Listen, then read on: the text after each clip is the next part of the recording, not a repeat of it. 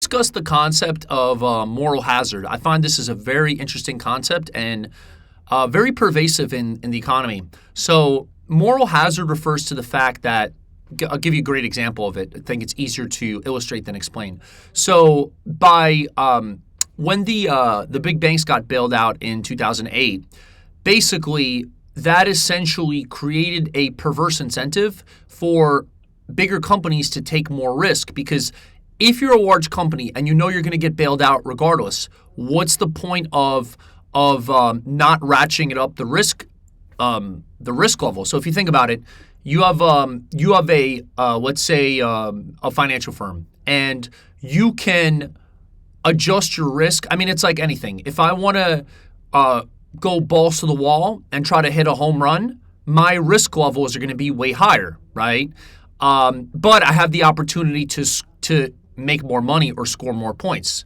Now, it's almost if I'm batting for home runs instead of batting for singles. If I'm batting for singles, I know I'm going to survive, but it's going to be hard for me to really hit it out of the park.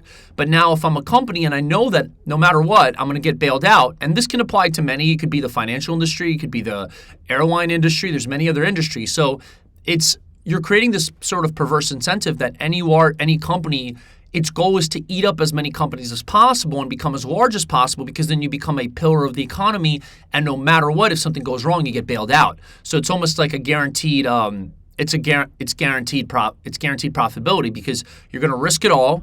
If you make a profit, great. Then obviously you can pay out massive bonuses, make out a massive profit. But if things go wrong, you're good too. You're going to get bailed out by the taxpayers. So that's just an interesting concept called moral hazard, and it's quite important because if it can affect the economy, because if obviously people see that applies to companies, but now what if people were to take on more and more student loan debt and credit card debt and say, hey, if the big companies can get bailed out, why don't I get bailed out?